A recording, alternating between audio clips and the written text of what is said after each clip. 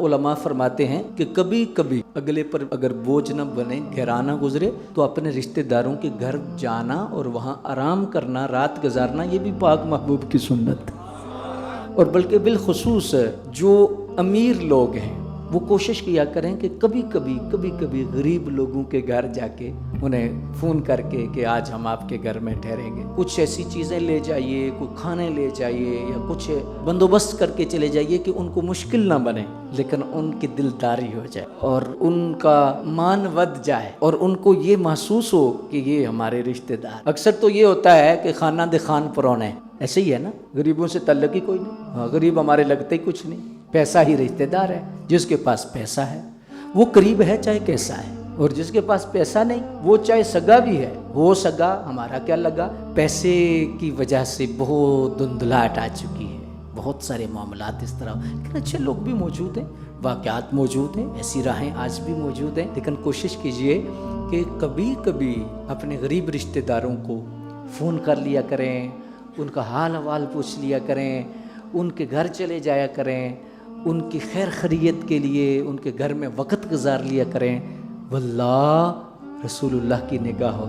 एक अल्लाह के वली ना अपना सबक लिखते हैं, वो फरमाते हैं हम चूँकि अमीर कबीर ख़ानदान से थे कि गुर्बत कभी ना देखी, लेकिन एक ज़िंदगी का अजीब वाक़या और अपनी वालिदा की तरबियत का वाक़या वो बयान करते हैं और कहते हैं कि मैं अब सोचता हूँ जब बड़ा हुआ हूँ कि मेरी माँ कितनी अजीम थी, मेरी माँ की सोच कितनी आला थी और मेरी माँ किस दर्जे की खिदमत खल्क और पड़ोसियों के साथ हुस्न सलूक का जो अंदाज़ था वो किस दर्जे का था। कहने लगे कि मैं एक दिन अम्मी जान ने कहा कि जाओ पुत्र नमक ले आओ, पड़ोसियों से ना नमक ले आओ, कभी भेजती खाना ले आओ, कभी भेजती कुछ ले आओ। मुझे बड़ा वट चढ़ता, बड़ी अजीब एक महसूस होता है कि मैं आ जाऊँ और फिर हम इतने अमीर कबीर हैं और फिर पड़ोसी गरीब हैं, उनके घर में जाऊँ और उनके साथ ऐसा मामला करूँ।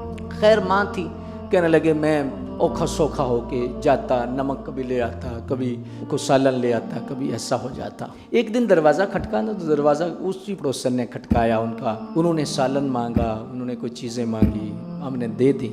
तो फरमाया मेरी माँ ने मुझे बिठाया और बिठा के फरमाया बेटा देखो मैं तुम्हें कभी भेजता हूँ नमक ले आओ, कभी कहती हूँ सालन ले आओ। हालांकि मुझे ज़रूरत नहीं होती, आपको पता है हमें घर में ज़रूरत नहीं, 4-4 हांडियाँ पकी होती हैं, हमें क्या ज़रूरत होती है। लेकिन फिर भी कहने लगे अम्मा जी मैं भी यही सोचता हूँ कि इसमें राज क्या है, इसमें हिकमत क्या है और आप क्यों ऐसा करती हैं, जानबूझ के अपनी बेइज्जती कराती हैं। कहने लगे बेटा देखो जब हम उससे मांग के नमक लाते हैं या सालन लाते हैं ना तो फिर उनका दिल खुल जाता है और वो भी बिला झिझक हमसे सालन मांग लेते हैं, बिला झिझक हमसे कुछ चीज़ें मांग लेते हैं, बिला झिझक हमसे कोई ना कोई चीज़ मांग लेते हैं और फिर उनकी खुददारी बरकरार रहती है। वो अपने आप को नीचा महसूस नहीं करते, वो भी समझते हैं हमारा इनसे लेन देन चलता रहता है और ये भी तो सालन मांग लिया करते हैं, ये भी तो खाना मांग लिया करते हैं, ये भी तो ये चीज़ मांग लिया करते हैं। फरमाते हैं कि फिर मुझे पता चला कि मेरी माँ की सोच कितनी अजीब और किस कदर वो आला सोच की मालिक। अपने रिश्तेदारों से ना प्यार कीजिए, मोहब्बत कीजिए और अपने रिश्तेदारों को करीब करने की कोशिश कीजिए। और अपने रिश्तेदारों से हुस्न सलूक का इतना फ़ायदा है कि जो बंदा अपने रिश्तेदारों से हुस्न सलूक करता है ना, सही हदीसों में आता है उसे बहुत जल्दी हुजूर का कुर्ब मिल जाता है।